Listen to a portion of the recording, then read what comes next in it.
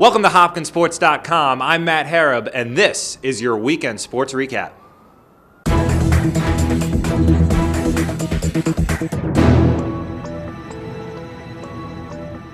In football this weekend, the Blue Jays secured a 24-18 victory over the Ursinus Bears. They improved to 8-0 on the season for the third straight year and clinched at least a share of their fifth straight consecutive Centennial Conference title. For Hannah Chronic and head coach Leo Weil, it's been quite a successful season to this point. With a 14-1 record and first place of the Centennial Conference secure, the Blue Jays have accomplished everything they've set out to do at this point of the season. Tonight, though, could be a very special night. After a grueling triple overtime victory over Ohio State last weekend, the Blue Jays look to improve to 2-0 on Saturday when they take on the Towson Tigers. They survived 5 goals from All-American Jesse King last weekend and now will have to deal with top freshman recruit Joe Sider, who is making his first visit here to Homewood Field. The Blue Jays entered this year's NCAA tournament with high hopes, and why shouldn't they? With a 10-1 season that saw them eclipse the 40-point margin 6 times, things were definitely looking up. But the Jays fell just short on Saturday, taking a 29-23 loss to Wesley. LSU quarterback Zach Mettenberger has suffered yet another setback in his quest to be a first-round pick in the upcoming NFL draft. He suffered a torn ACL and an MCL sprain during the Tigers' 31-27 victory over Arkansas on Saturday. Tony Romo has the reputation of making horrible decisions in the worst possible moments. We all remember the Seattle playoff game, him dropping the snap. And from there, it's been a constant display of inconsistency. But this year has been arguably his best season. 29 touchdowns, 9 interceptions, and a quarterback rating of 96.6 are all numbers Cowboys fans would take at the beginning of the season. ESPN's Chris Mortensen is reporting that the Tennessee Titans have hired Ken Whisenhunt to replace Mike Munchak as their head coach. Whisenhunt had a lot of looks at open jobs. He met with the Lions and Browns in addition to the Titans. Whisenhunt was the Chargers' offensive coordinator as recently as yesterday, but they lost. So now he has his second job leading an NFL franchise. Johnny Manziel has been one of the most polarizing college football players since, well, Tim Tebow. But his tenure as starting quarterback has finally reached its conclusion. The Texas A&M quarterback announced Wednesday that he will forego his final 2 years of NCAA eligibility and enter the 2014 NFL Draft. Game 5 of the ALCS, it's the Tigers and the Bo Sox series tied at 2. Top of the second, no score, but not for long. Mike Napoli goes deep center field off Anibal Sanchez. Napoli has long balls in the last 2 games. We skip ahead to the 7th. Boston up 4-2. Miguel Cabrera. Well, that's trouble. He grounds into a double play here. Boston avoids some serious danger. A run comes across. It's 4-3. Boston trying to close it out. Iglesias gets jammed. Pops out to Dustin Pedroia here, ends the game. Koji Uhara gets a 5-out save. He's pumped. The Red Sox win and are now 1 win away from returning to the World Series for the first time since 2007. We pick it up in the first quarter.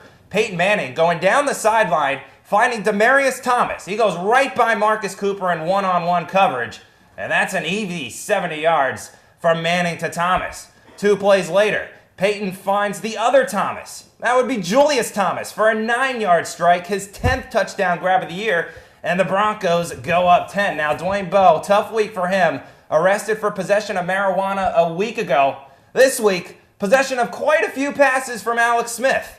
This one goes for 25 yards and a Chiefs first down. 2 plays later, Smith is looking for who? Well, I think you already know. That'd be Dwayne Bowe again. He had 4 catches for 57 yards and that 1 touchdown. The Chiefs are in business down just 3. Last year, the Blue Jays took a heartbreaking 9-point loss at the hands of Dickinson in the quarterfinals of the Centennial Conference Tournament.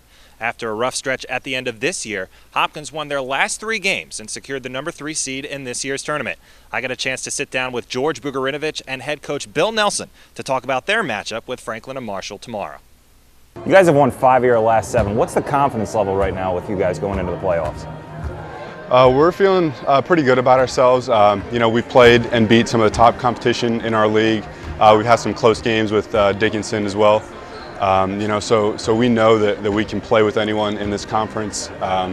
So we're feeling pretty good going into the tournament. Now, Franklin and Marshall is a team that you guys beat twice by double digits this year. You had great games, 18 points and 15 points respectively. How are you able to have so much success? The key to beating F&M is, just playing good defense, limiting their inside presence with the two very good post players that they have. Although we were able to beat them both times, they really did well on the glass against us.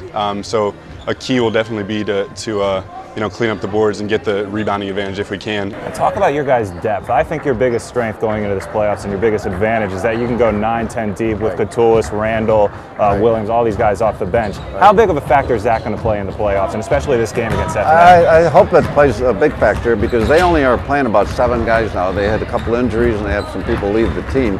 So he's comfortable with 7. You're right. We go 8-9 deep. We've gotten real good minutes from Luke Chambers and Nico and Omar and Matt Billups and Austin Vasiliadis was kind of like a starting guard. He and Daniel Corbett play about the same amount of minutes every game. So I think it was a factor in both games. And there have been times this year where we've come on strong at the end of games because of our depth. And that bench has been great this season, especially against F&M. In 2 games this season, the Blue Jays reserves have outscored the Diplomats reserves 45-16. And you heard Coach mention Matt Billups there, 10 points and 7 rebounds in their last matchup. Reporting live from the Goldfarb Gym, I'm Matt Harab, WBIM Sports. Hopkins in their home whites with the powder blue numerals. Swinging it around the perimeter of the three-point line. 12 seconds on the shot clock. Great pass into George Bugarinovich. Bugarinovich uses that offhand a lot. There's Corbett with the steal. Going straight to the rim over to Hammer. Terrific start for Hopkins. Over to Catullus. Driving right to the rim. And one! 4:20 remaining in the first half. Hopkins up by 10. There's a 3 ball from Corbett, and there's the response. 2:47 remaining. Corbett jacking up another 3. He's feeling it. 13 seconds on the clock. He's driving to the rim. Kick out over to Bugarinovich. Hammer will jack up a 3 from the near side wing. Good! Jimmy Hammer! There's the exclamation point. Stanwyck coming around and a clear shot on goal and he puts it in. Well, Stanwyck, as Towson's defense just seemed to forget about it. It's Crawley behind the net looking for a hat trick himself. Coming around to Stanwyck Street. Crawley, a shot and a score. There it is. 34-16 shot advantage here this afternoon. Crawley wrapping around behind the net looking for a shot on goal and he goes tap left corner. That's another one for the freshman, number 4. Reed to the left of the keeper. Good pass into Ryan Brown. Brown trying to make a move and it squirts through the legs of Tyler White.